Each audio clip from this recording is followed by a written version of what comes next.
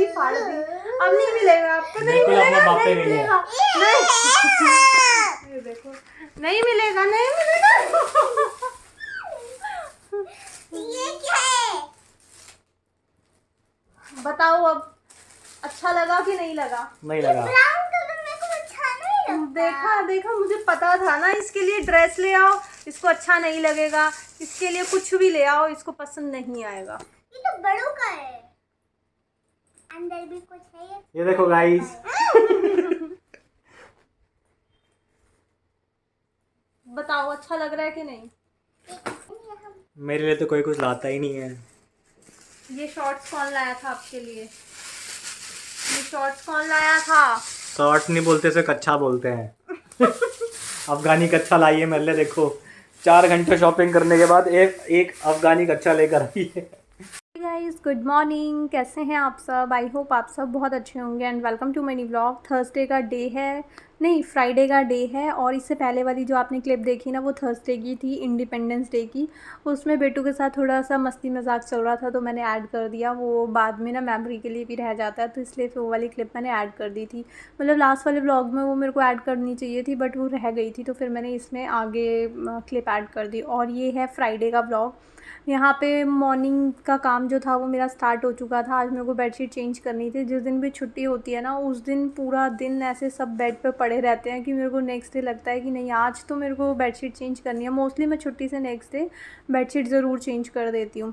और जब bedsheet change करती हूँ तो एक बार मैं फ़ैन की तरफ भी देख लेती हूँ। और फ़ैन पता नहीं, ये हमारे ये वाले बेडरूम का ही सबसे ज़्यादा गंदा होता है। बाकियों को मैं इसको 3 बार क्लीन करती होंगी, तो बाकियों को मैं एक बार जा कर के करती हूँ। ये इतना ज़्यादा जल्दी गंदा होता है।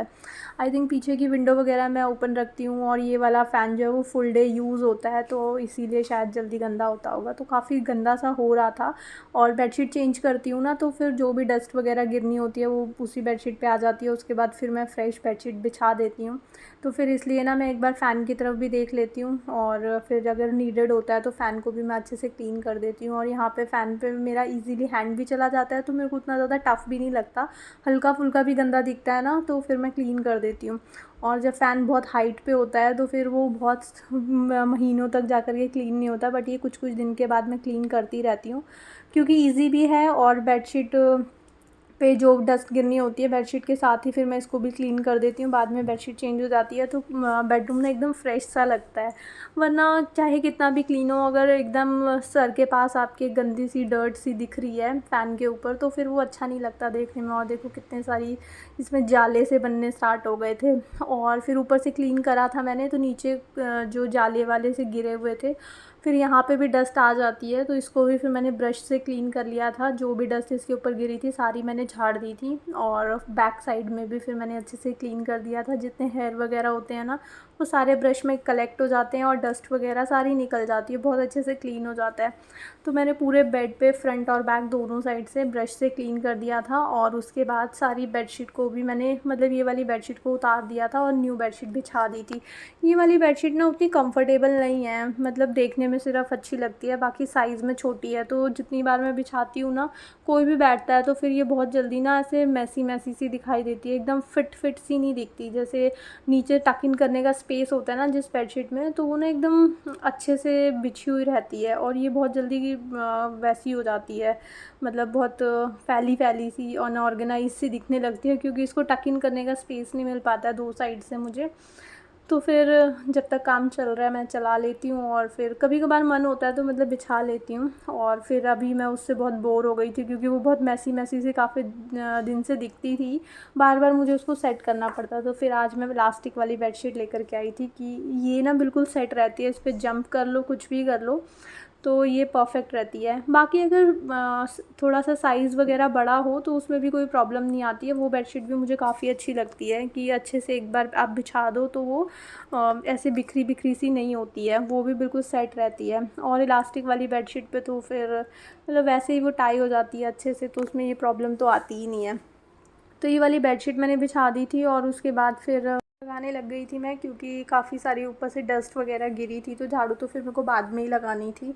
और वैसे भी मैं बेडशीट ना बिछा करके फिर झाड़ू लगाती हूँ, या फिर अगर मेरे को बेडशीट बिछाने का टाइम ना हो, मेरे को फटाफट क्लीनिंग निपटानी है, तो मैं बेडशीट ना झाड़ करके ऐसे ही ऊपर रख देती हूँ कि बाद में बिछा लूँगी इसको। जो भी इसमें फूड पार्टिकल या जो भी गिरा होगा वो झड़ जाएगा, झाड़ू में निकल जाएगा।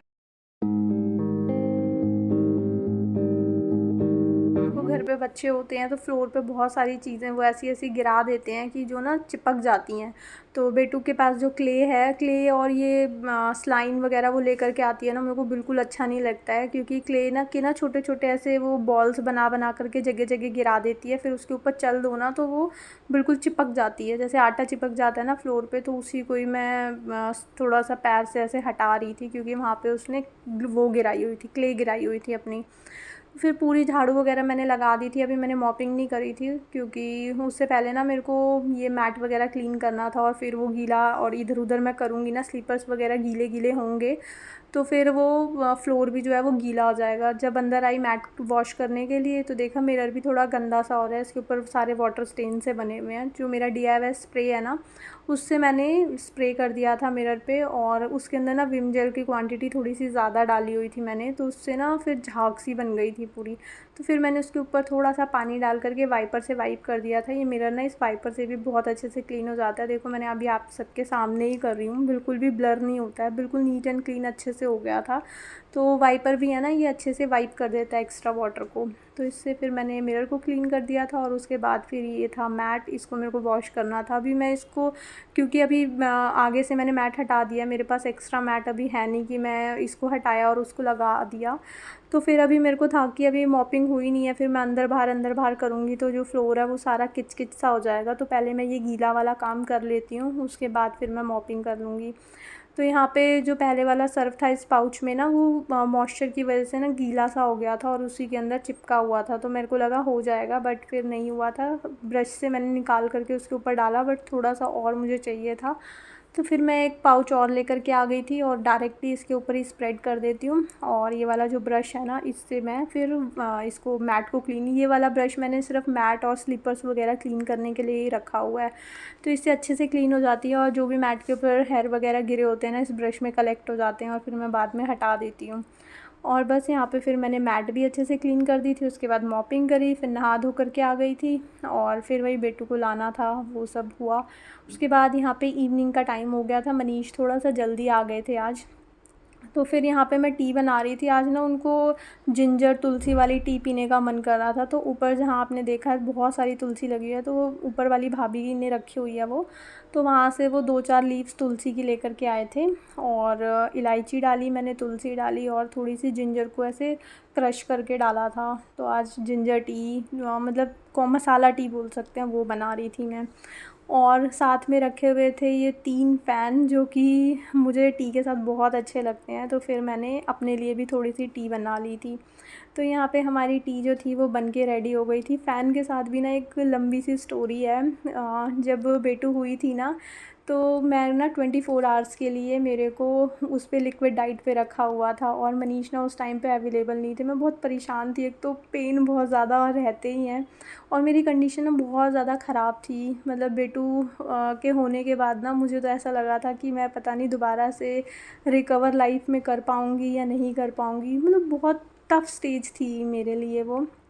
तो उस टाइम पे भी मैं पेन में थी बहुत। तो मनीषा उस टाइम यहाँ पे थे नहीं, वो कहीं गए हुए थे, और मुझे था कि पता नहीं अभी तक आए या नहीं आए। जब कुछ खाने पीने के लिए मंगवाया था ना नेक्स्ट डे, तब उन्होंने ना टी और ये फ़ैन भेजे, क्योंकि मेरे को टी और फ़ैन बहुत पसंद थे।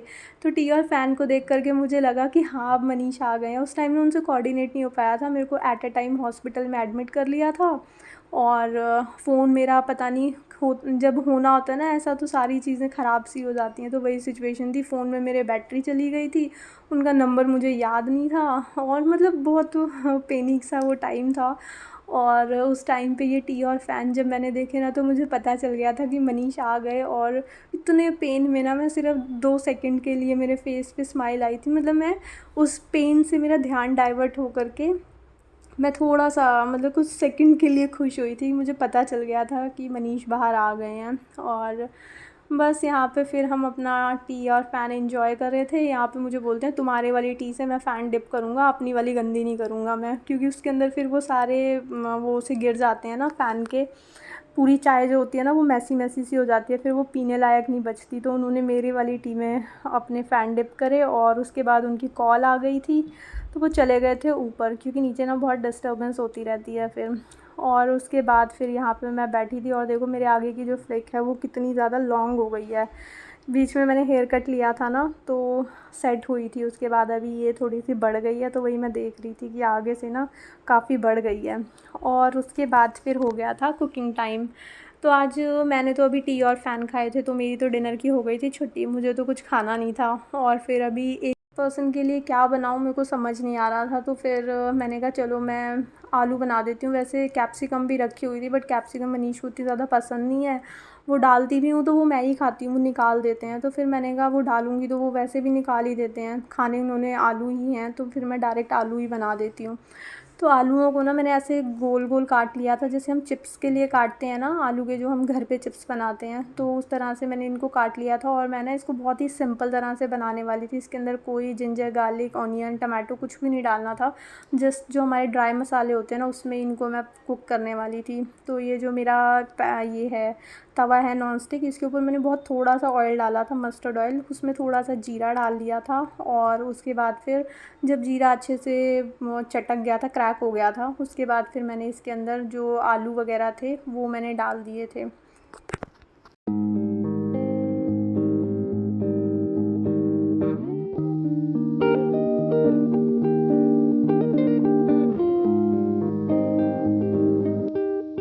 पे 3 रोटी का ही आटा मुझे लगाना था, एक बेटू की और 2 इनकी। तो फिर इसी बोल के अंदर ही मैंने आटा लगा लिया था। और उधर से फिर जो जीरा था वो भी क्रैक हो गया था, और फिर ऊपर से मैंने डाल दिए थे ये पोटैटोज़ जो मैंने गोल गोल अभी कट करे थे। बहुत अच्छे लगते हैं। मेरी मम्मी समटाइम्स ना जैसे सब्ज़ी वगैरह कम पड़ जाती थी, या कभी कभार होता है ना कि एक ही ने किसी ने खानी है और मन नहीं होता बनाने का, तो मेरी मदर इस तरह से बनाती थी तो सबको बहुत अच्छे लगते थे। तो मैंने कहा चलो मनीष को भी मैं इस तरह से बना करके खिलाती हूँ। पहले भी खिलाए हैं उनको, तो उनको भी पसंद आए थे। और काफ़ी लॉन्ग टाइम हो गया था मैंने नहीं बनाए थे ये वाले, तो शायद वो भूल भी गए होंगे। तो मैंने कहा चलो आज वही बना लेती हूँ। तो और वो उधर से बन रहे थे, इस तवे के ऊपर ही बन जाते हैं, बहुत अच्छे से रेड रेड से हो जाते हैं, क्रिस्पी से बन जाते हैं।